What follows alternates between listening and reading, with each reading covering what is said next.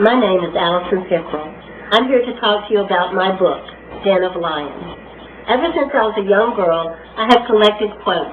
I love to collect poems that I love, like by E.E. Cummings, Edna St. Vincent Millay, quotations from authors like Madeleine L'Engle, George Bernard Shaw, but one in particular stands out to me, a rather long quote by an anonymous writer that begins, "Let me do my work each day, and if the darkened hours of despair overcome me, may I not forget the strength that comforted me."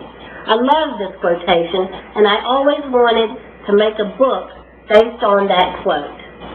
I came up with a character, Timothy Wren, who is a rather small, mild-mannered librarian. He lives in a very structured, very neat and tidy world, and that's the way he likes it.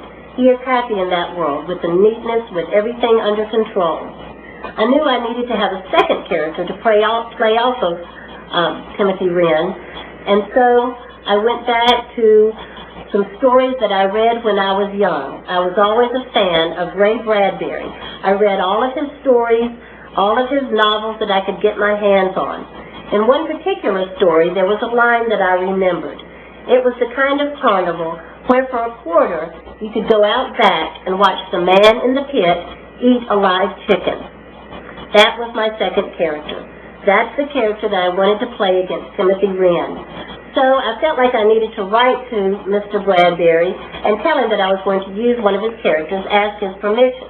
I got a response from a Mr. Timothy Perrin back in March of 1987, which is when I wrote this book, telling me that there was no copyright on characters as far as he knew, and it was probably fine for me to use that character, but he forwarded my letter on to Mr. Bradbury.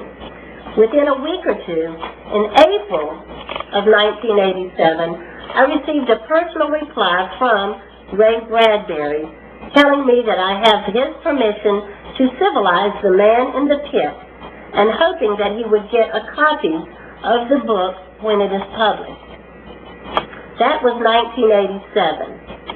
It is now 2008, and I have finally gotten my book, Den of Lions, published by Oak Terra Publishers.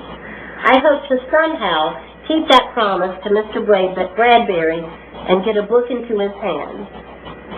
This German Stein that my father got in World War II plays a part in the story, as do shoelaces.